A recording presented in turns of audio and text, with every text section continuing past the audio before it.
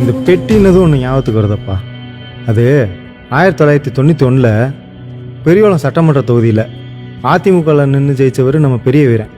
பேரில் வீரன் இருந்தாலும் ஆள் ரொம்ப அமைதியான ஆளப்பா. இந்த ஊரில் கூட்டத்துக்கு போனாலும் சரி, சட்டமன்றத்துக்கு போனாலும் சரி, இவர் கூடவே ஒரு ஆள் பின்னாடியே வருவார். அவர் கையில் ஒரு பெட்டி எப்பயுமே இருக்கு. இந்த யானை பின்னால் வருது, அதோட மணிச்சத்தம் முன்னால் வருதுன்ற கணக்கா இந்த பெரிய வீரன் எங்கே போனாலும் இந்த பெட்டி முன்னால் வந்துடும். அப்பேற்பட்ட விசுவாசி வேறு யாரும் இல்லை, நம்ம ஓட்டக்கார தேவரமையே நம்ம பெட்டி தூக்கி பன்னீர்செல்வம் தான். இப்படியே 5 வருஷம் எம்எல்ஏக்கு பெட்டி தூக்கிட்டே தெரிஞ்சாப்புல பன்னீர்.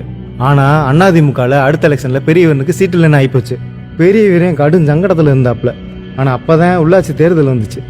சரி எம்எல்ஏ தான் ஆகும்ல, இதில் யாச்சும் ஜெயிச்சு சேர்மன் ஆகி போடலாம்னு நினச்சாப்புல. இப்போ தான் உள்ளே பூந்த பன்னீர், ஏன்னா உங்கள் மரியாதை என்ன ஆகுறதுனே, நீங்கள் கையை காட்டினா கழுத கூட நின்று ஜெயிக்கும்னே, ஏன் இந்த பெட்டியை நிற்க வைங்க, இது கூட எம்எல்ஏ ஆயிரும் அப்படின்னு 2 பிட்டை சேர்த்து போட்டாப்புல.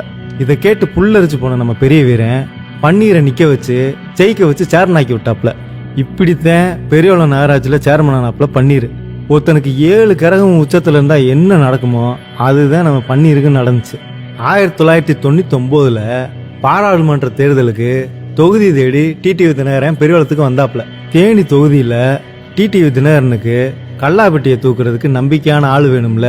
பெரிய வீரன் கையை காட்ட அடுத்த பெட்டியை தூக்குனாப்புல பன்னீர். இந்த எம்பி தேர்தலில் தினகரன் ஜெயிச்சிட்டாப்புல.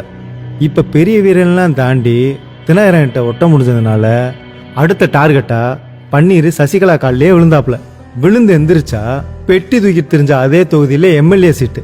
எம்எல்ஏ ஆன சந்தோஷத்துல சசிகலா காலடியிலே குத்த வச்சு உட்காந்துட்டாப்புல நம்ம பன்னீர். கோழி பிடிக்க தெரிஞ்சாலே கோல் கீப்பர்னு டீம்ல ஆள் சேர்க்கிறவங்க அதிமுக விடுவாங்களா? பணப்பேட்டியை தூக்கி தெரிஞ்ச பன்னீர் கையில வருவாய்த்துறையை தூக்கி கொடுத்தாங்க ஜெயலலிதா. சார் இப்ப மினிஸ்டர். 2001 டான்சி ஊழல் வழக்குல ஜெயலலிதாவுக்கு பதவி பறி போயிடுச்சு. அப்பதான் பன்னீருக்கு அடிச்சது பம்பர் பரிசு. 6 மாசத்துக்கு முதல்வர் சீட்ல உட்காராமலே டம்மி முதல்வரா பவ்யம் காட்டினதை பார்த்து ரொம்பவே ரசிச்சாங்க ஜெயலலிதா. 2014 சொத்து குவிப்பு வழக்குல மறுபடியும் ஜெயலலிதா கைதாகி ஜெயில் பறவையா மாறினப்ப 2வது வாட்டி பன்னீருக்கு சிஎம் போஸ்ட் கிடைக்குது. இவர் ரொம்ப விசுவாசமான ஆளுன்னு நம்பிக்கிட்டு இருந்தப்பதான் 2016 ஜெயலலிதா அம்மா இறந்து வராங்க. அது வரைக்கும் அம்பியா இருந்த பன்னீர் சட்டுன்னு சங்கியா மாறுறாப்புல. 3வது தடவை சிஎம் ஆகி சங்கிகளோட சேர்ந்து சசிகலாவை ஜெயிலுக்கு அனுப்பி டிடிவி தினகரன் வீட்டுக்கு ரெய்டு விட்டு எம்எல்ஏக்களெல்லாம் பங்கு பிரிச்சு கட்சியோட சின்னத்தை சரிச்சு தர்ம யுத்தத்தில் தொடங்கி தரகர் யுத்தம் வரைக்கும் நடத்திட்டாப்புல. வளர்த்து விட்ட பெரிய வீரனுக்கும் பன்னீர் விசுவாசமா இல்ல, ஆளாக்கி விட்ட டிடிவி தினகரனுக்கும் பன்னீர் விசுவாசமா இல்ல, எம்எல்ஏ ஆக்கி விட்ட சசிகலாவுக்கும் பன்னீர் விசுவாசமா இல்ல. இம்பிட்டி ஏன் எம்ஜிஆருக்கு பிறகு சல்லி சல்லியா நொறுங்கி கிடந்த கட்சியை இழுத்து பிடிச்சு ஒன்று சேர்த்து ஆட்சியில் உட்கார வச்ச ஜெயலலிதாவுக்கும் இந்த பன்னீர் விசுவாசமா இல்லை.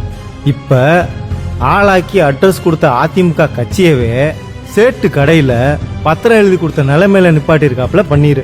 ஆனால் பாவமே அந்த அதிமுக தொண்டைங்க விசுவாசம்னு நம்பி ஒரு விஷ பாம்பை வளர்த்து விட்டுருக்காங்க.